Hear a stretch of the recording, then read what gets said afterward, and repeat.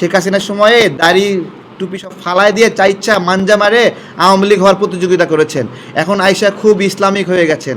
মসজিদ কেন্দ্রিক প্রতিযোগিতা কমানোর কথাটাই বলছি, যে এখানে যারা মানে ইসলামের কথা বলে বিভিন্ন প্র্যাকটিস করছে, সেটা তালিম হইতে পারে অথবা নামাজের প্রতিযোগিতা হইতে পারে। আমি তো বললাম যে ধরেন জামাত মসজিদকে কেন্দ্র করে টার্গেট করে বাচ্চারা নামাজ পড়লে ধরেন 40টা সাইকেল দেবে, ঠিক আছে? এরকম সাইকেল আগে বিএনপিও দিচ্ছে। তো আমি বলছি এটা আদতে মনে হচ্ছে যে ওয়েলফেয়ার করছে, বাট এটা তাদের রাজনৈতিক এজেন্ডা। আমরা বলছি এই কেন্দ্রিক রাজনৈতিক এজেন্ডাটা আপনারা করলে এখানে যদি একটা প্রতিযোগিতা সৃষ্টি হয়, তখন এটা আমরা নিয়ন্ত্রণ করতে পারবো না। নামাজের জায়গাটাতে ফোঁটা ফোঁটা রক্ত পড়বে। যখন মসজিদের টাইলসে রক্ত পড়ার ছবি দেখি কেমন লাগে আমাদের? যখন কাকরাইল মসজিদে দুই পক্ষ হামলা হয়েছিল, একজন আরেকজনের মাথা ফেটে দিচ্ছিল, কেমন লাগছে আমাদের? আমরা সেটাই সতর্ক করছি। আপনারা যেটাকে আমরা প্রাইমারি লেভেলে আছি এখন, এই প্রাইমারি লেভেলে সতর্ক করছি যে আপনারা এটা থামান। আপনারা প্রত্যেকের নিজস্ব পার্টি অফিস আছে না, জামাত ইসলামের বিএনপির পার্টি অফিস আছে, আপনারা সেখানে করেন। ধান খেতে বড় করে প্যান্ডেল বানান আপনারা, সেখানে আপনারা আপনাদের প্রজেকশন মিটিং করেন। বাট এটা মসজিদকে আপনারা কেন্দ্র করে করেন না।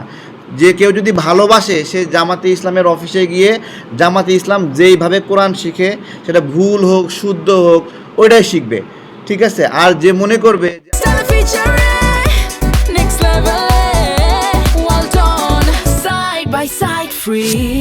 কোরআন শিখবে, সে মাদ্রাসায় যাবে, সে ওই আপনার হলো মক্তবে যাবে। তো এইটা হলো আমাদের স্বাভাবিক অনুরোধ।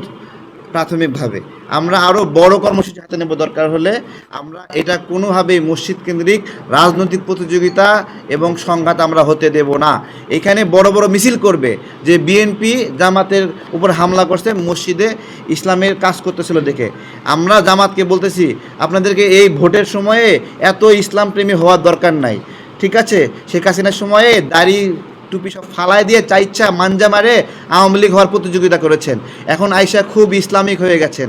তো আপনাদের এরকম হওয়ার কারণে অনেক দাড়িওয়ালা জামাত না করার কারণে নিপীড়নের শিকার হয়েছে।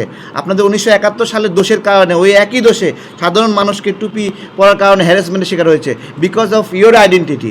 এবং আপনারা ঠিকই আপনাদের পরিচয় লুকায়ে আওয়ামী লীগের সঙ্গে মিশে গেছেন, কিন্তু সাধারণ মানুষ তার টুপিটা ফেলতে পারে নাই, সাধারণ মানুষ তার দাড়িটা ফেলতে পারে নাই। আবরার ফাহাদ সে শিবির না হওয়া সত্ত্বেও শিবির ট্যাগিং দিয়ে মরতে হয়েছে, বিকজ আপনার হলো শিবিরের নিজস্ব কোনো আইডেন্টিটি ছিল না। সাধারণ শিবির ঠিকই ছাত্রলীগের সঙ্গে মিশে গেছে, কিন্তু সাধারণ নাগরিক যারা ইসলামকে প্র্যাকটিস করতে চাইছে মনে প্রাণে, তারা কিন্তু করি না, কিন্তু তাকেই মরতে হয়েছে এখানে। আমরা ওই মারাটাকে জাস্টিফাই করতেছি না, আমরা একটা ফ্যাক্ট বুঝাচ্ছি যে গোপনে রং পরিচয় লুকায়ে রাজনীতি করলে সাধারণ নাগরিকরা ওই লুকানো রাজনীতির কারণে কী ক্ষতি হয় সেটাই আমরা বলছি।